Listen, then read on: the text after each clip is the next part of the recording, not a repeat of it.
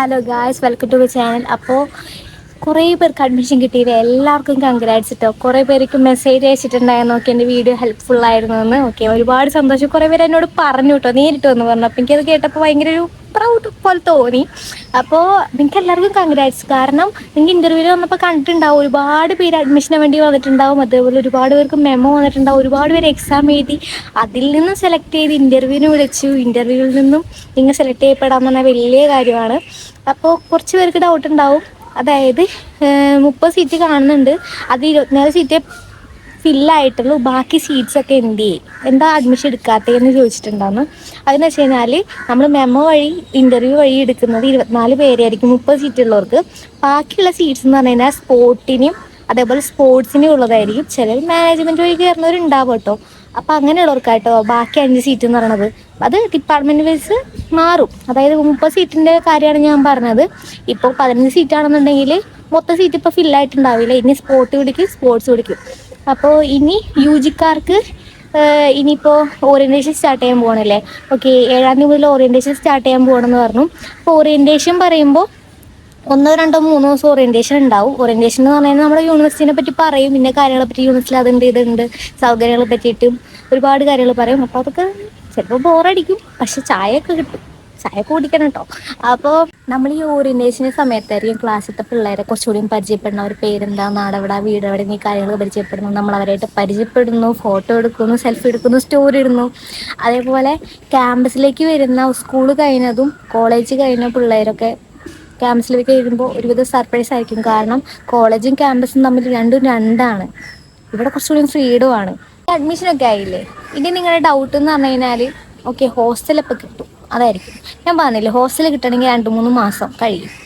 അപ്പോൾ ഇനി ഇപ്പോഴത്തെ തന്നെ വരും എന്തായാലും ഹോസ്റ്റലിൻ്റെ അപേക്ഷിക്കാനുള്ള സൈറ്റ് ഇപ്പോൾ തന്നെ ഓപ്പൺ ആവും. അത് നിങ്ങളുടെ ഡിപ്പാർട്ട്മെൻറ്റിൽ നിന്ന് പറയും, അല്ലെങ്കിൽ നിങ്ങൾക്ക് ഇൻഫോർമേഷൻ കിട്ടും. ഞാൻ അറിയണമെങ്കിൽ ഞാൻ പറയാം. അപ്പോൾ ഹോസ്റ്റലിൽ സൈറ്റ് വരുമ്പോൾ നിങ്ങളത് ലോഗിൻ ചെയ്തിട്ട് കറക്റ്റ് ഡീറ്റെയിൽസ് കൊടുക്കണം. വീട് എവിടെയാണ് എന്നുള്ള കറക്റ്റ് ഡീറ്റെയിൽസ് കൊടുക്കണം. ഇപ്പോൾ പത്തനംതിട്ട ആണെങ്കിൽ പത്തനംതിട്ട, കണ്ണൂരാണെങ്കിൽ കണ്ണൂർ, കാസർഗോഡാണെങ്കിൽ കാസർഗോഡ് എന്നീ കറക്റ്റ് ഡാറ്റ കൊടുക്കണം. അതേപോലെ ഡിസ്റ്റൻസിൻ്റെ നമ്മൾ നോക്കണം, എത്ര കിലോമീറ്റർ ഉണ്ടെന്ന് ഗൂഗിളിൽ നോക്കിയിട്ട് ആ ഡിസ്റ്റൻസും കറക്റ്റായിട്ട് കൊടുക്കണം. കറക്റ്റ് ആണെങ്കിൽ മാത്രമേ നമുക്ക് ഹോസ്റ്റൽ കിട്ടുള്ളൂ. ഇപ്പോൾ ഉടായ്പ കാണിച്ച് ചെയ്ത് കഴിഞ്ഞാൽ കിട്ടത്തില്ല കേട്ടോ. ഹോസ്റ്റൽ കിട്ടുന്ന വരെ നമ്മൾ പുറത്ത് നിൽക്കണം, പുറത്ത് PGയിലോ ഹോസ്റ്റലിലോ നിൽക്കണം. അപ്പോൾ അവിടെ എന്ന് പറഞ്ഞു കഴിഞ്ഞാൽ ഇച്ചിരി എക്സ്പെൻസീവാണ്, നാട്ടിലത്തെ പോലെയല്ല. ഒരു മാസം ഒരു 6000 രൂപയെങ്കിലും നമ്മൾ കൊടുക്കണം ഹോസ്റ്റൽ ഫീസ്. 6000 മാക്സിമം അല്ല, മിനിമം 6000 ആണ്. 6000-ന് മേലെ ഉണ്ട് കേട്ടോ. ചില ഹോസ്റ്റൽസ് 6500 ഉണ്ട്, 6750 ഉണ്ട്, 7000 ഉണ്ട്, അങ്ങനെയൊക്കെ ഉണ്ടേ. ഞാൻ ഈ 6000 എന്നൊക്കെ പറഞ്ഞപ്പോൾ ചിലവർ വിചാരിച്ചിട്ടുണ്ടാകും ഒരു റൂമിന് 6000, അപ്പോൾ 2 പേര് ഷെയർ ചെയ്യുകയാണെങ്കിൽ 3000 വെച്ചിട്ട് ഒരാൾ, അപ്പോൾ 2 പേരും കൂടി ഡിവൈഡ് ചെയ്തതിനാൽ 3000 6000 അങ്ങനെ വിചാരിക്കും. പക്ഷെ അങ്ങനെയല്ല കേട്ടോ. ഇവിടെ എന്ന് പറഞ്ഞു കഴിഞ്ഞാൽ ഒരു റൂമിനെ തന്നെ അവർ 3ആയിട്ട് ഡിവൈഡ് ചെയ്യും, 4ആയിട്ട് ഡിവൈഡ് ചെയ്യും. അതായത് ഒരു റൂമിൽ 3 പേർക്കുള്ള ബെഡ് ഉണ്ടാവും. ആ 3 പേരും 6000 വെച്ച് കൊടുക്കണം. അതായത് ഒരാൾ 6000, ഒരാൾ 6000, ഒരാൾ 6000 അങ്ങനെയാണ് കൊടുക്കേണ്ടത്. ചിലപ്പോൾ 5 ബെഡായിരിക്കും. 5 ബെഡാണെങ്കിൽ കുറച്ച് ഡിസ്കൗണ്ട് കിട്ടും. ചിലപ്പോൾ 5500 ആവും. 500 രൂപയ്ക്ക് ഡിസ്കൗണ്ട് കിട്ടുള്ളൂ. 5500 ആവും ഒരാൾ, മറ്റാൾ 5500. അതേപോലെ എല്ലാം ഒരു 5500 രൂപ കൊടുക്കണം. ഇനി ഒരാൾക്കായിട്ട് സിംഗിൾ റൂം കിട്ടണമെന്നുണ്ടെങ്കിൽ 10000 ആണ് മിനിമം റേറ്റ്. 10000 ആണ് മിനിമം. ചിലയിടത്ത് മാത്രമേ 10000 ഉള്ളൂ, ചിലയിടത്ത് 10000-ന് മേലെ ആയിരിക്കും. 11,000, 12,000 എന്നീ പല റേറ്റിലും ഉണ്ട് കേട്ടോ ഒരാൾക്ക്. അതായത് ചിലതിൽ അറ്റാച്ച്ഡ് ബാത്റൂം ഉണ്ടാവും, ചിലതിൽ അറ്റാച്ച്ഡ് ബാത്റൂം ഉണ്ടാവില്ല. കിച്ചണുള്ളതൊന്നും നമുക്ക് ഒറ്റയ്ക്ക് കിട്ടത്തില്ല. കിട്ടണമെന്നുണ്ടെങ്കിൽ അങ്ങനത്തെ വില്ലാസ് ഇവിടെ ഉണ്ടാവും, നമ്മൾ അന്വേഷിച്ചെല്ലണം. അപ്പോൾ 3 മാസം അല്ലെങ്കിൽ 2 മാസം നമ്മൾ എന്തായാലും പുറത്ത് നിന്നേ പറ്റത്തുള്ളൂ. അത് കഴിഞ്ഞാലാണ് നമുക്ക് ക്യാമ്പസ് ഹോസ്റ്റൽ കിട്ടിക്കഴിഞ്ഞാൽ ക്യാമ്പസ് ഹോസ്റ്റലിലേക്ക് വരാൻ പറ്റുള്ളൂ. പിന്നെ നമ്മൾ ഈ അഡ്മിഷൻ എടുക്കുമ്പോൾ ഏത് ഹോസ്റ്റലാണെങ്കിലും നമ്മൾ അവിടെ കോഷൻ ഡെപ്പോസിറ്റ് കൊടുക്കണം. ചിലയിടത്ത് 1000 ആയിരിക്കും, ചിലയിടത്ത് 15,000, അത്രയൊന്നും ആയിട്ടില്ല അല്ലേ. പിന്നെ നമ്മൾ ഹോസ്റ്റലാണെങ്കിലും പ്രൈവറ്റ് ഹോസ്റ്റലാണെങ്കിലും PG ആണെന്നുണ്ടെങ്കിൽ നമ്മൾ നിൽക്കുമ്പോൾ കോഷൻ ഡെപ്പോസിറ്റ്സ് കൊടുക്കണം. ചിലയിടത്ത് 1000 ആയിരിക്കും, ചിലയിടത്ത് 5000 ആയിരിക്കും, ചിലയിടത്ത് 2000 ആയിരിക്കും. പലയിടത്തും പല റേറ്റാണ്. ഈ കോഷൻ ഡെപ്പോസിറ്റ് നമുക്ക് തിരിച്ചു കിട്ടും കേട്ടോ. അത് നമുക്ക് നഷ്ടമൊന്നും വരത്തില്ല. നമ്മൾ ആ ഹോസ്റ്റലിൽ നിന്ന് വേറെ ഹോസ്റ്റലിലോട്ട് മാറുമ്പോഴോ അല്ലെങ്കിൽ ക്യാമ്പസ് ഹോസ്റ്റലിൽ കിട്ടി ക്യാമ്പസ് ഹോസ്റ്റലിലോട്ട് വരുമ്പോഴോ നമുക്ക് ആ കോഷൻ ഡെപ്പോസിറ്റ് നമുക്ക് തിരിച്ചു കിട്ടും. പിന്നെ നമ്മൾ നമ്മുടെ വീട്ടിലെല്ലാം നിൽക്കുന്നത് ക്യാമ്പസ് ഹോസ്റ്റലിലോ PG ഹോസ്റ്റലിലാണെന്നുണ്ടെങ്കിൽ നിങ്ങൾക്ക് പറ്റാത്തുണ്ടെങ്കിൽ, അതായത് നിങ്ങൾക്ക് ആ കറിയിൽ നിന്ന് എന്തെങ്കിലും ഇപ്പോൾ പിന്നെ ഒരു ഇമ്പോർട്ടൻറ്റ് കാര്യം എന്ന് പറഞ്ഞു കഴിഞ്ഞാൽ, ഇത്ര നാൾ നിങ്ങൾ നിങ്ങളുടെ വീട്ടിലാണ് നിന്നത്.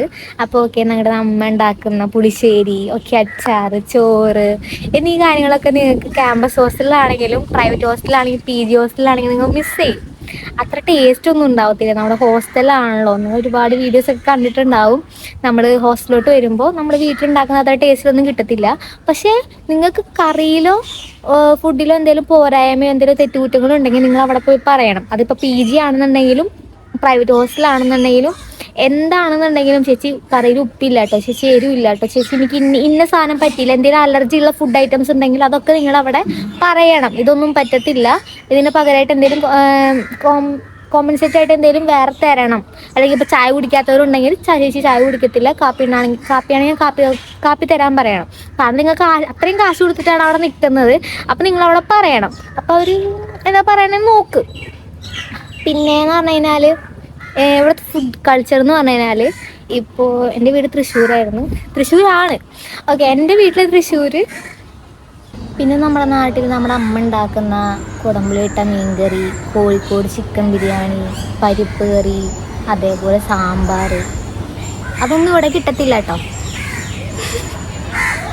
അതായത് ഈ തിരുവനന്തപുരം കണ്ണൂരുള്ളവർക്ക് അവർക്കത് ഫെമിലിയർ ആണ്. നമ്മുടെ ഇവിടുത്തെ മീൻകറിയുടെ മുരിങ്ങക്കായ ഇട്ടിട്ടാണ് മീൻകറി നമുക്കിവിടെ കിട്ടുക. നമുക്കിത് അത്ഭുതമായിട്ട് തോന്നും ചിലവരുടെ വീട്ടിൽ മുരിങ്ങക്കായ ഇട്ട് വെക്കുന്നവരൊക്കെ ഉണ്ടാവും. പേഴ്സണലി എനിക്കത് ഇഷ്ടമല്ലായിരുന്നു. പക്ഷെ ഇപ്പോൾ എന്തായാലും അത് കഴിച്ചല്ലേ പറ്റുള്ളൂ, അപ്പോൾ ഇഷ്ടമാവും.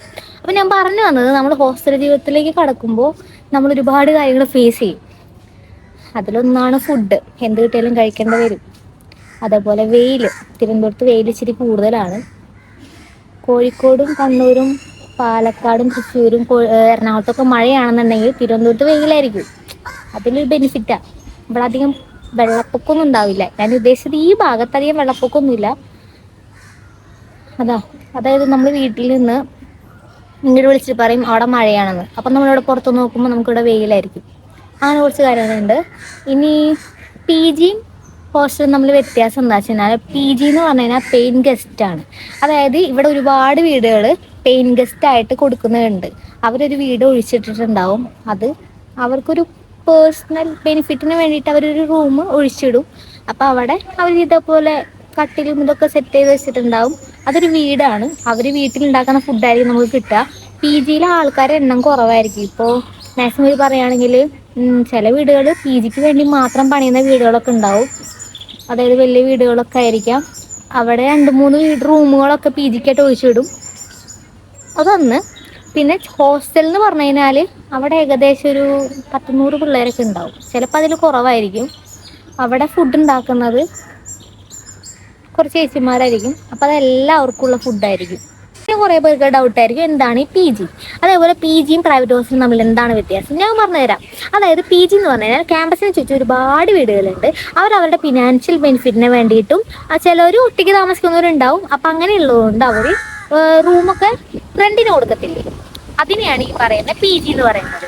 അപ്പം അവർ കൊടുക്കുമ്പോൾ ഒരു റൂമിൽ ചില PGക്കാർ ഒരു റൂമും ഒരാൾക്കായിട്ട് തന്നെ കൊടുക്കുന്നവരുണ്ടാവും. അതായത് സിംഗിൾ റൂമായിട്ട് കൊടുക്കുന്നവരുണ്ടാവും. അവിടെ അറ്റാച്ച്ഡ് ബാത്റൂം ഉണ്ടാവും.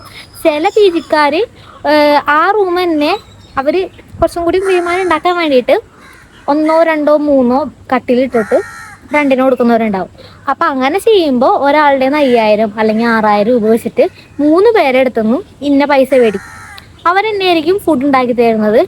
ചില വീടുകളിൽ PGക്ക് വേണ്ടി മാത്രം പണിയുന്നവരുണ്ടാവും കേട്ടോ. അവർ കുറച്ചും കൂടി വരുമാനം അവർക്ക് കിട്ടും.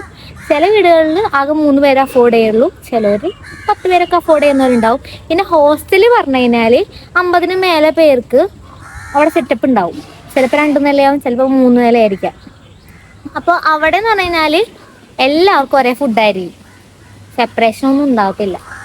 ഇപ്പം നമ്മൾ ഇന്നത് വേണ്ടെന്ന് പറഞ്ഞു കഴിഞ്ഞാൽ അവിടെ പറ്റത്തില്ല, നമ്മളത് കഴിച്ചേ പറ്റത്തുള്ളൂ. പക്ഷെ PGയിലാണെങ്കിൽ കുറച്ചും കൂടി നമുക്ക് ചേച്ചി ഇന്നത് കഴിക്കത്തില്ല, ഇന്ന ഫുഡ് അലർജി ഉണ്ട് എന്നൊക്കെ പറഞ്ഞു കഴിഞ്ഞാൽ അവരെന്തെങ്കിലും പരിഹാരം കാണാൻ പറ്റും. അപ്പോൾ കുറച്ച് എനിക്കറിയാവുന്ന PGയും അതേപോലെ ഹോസ്റ്റൽസിൻ്റെ നമ്പർ ഞാൻ ഈ വീഡിയോയിൽ താഴെ ഡിസ്ക്രിപ്ഷനിൽ കൊടുത്തേക്കാം. ഒന്ന് ചെക്ക് ചെയ്തേക്കാം. അപ്പോൾ ഇത്രയേ ഉള്ളൂ. ബൈ.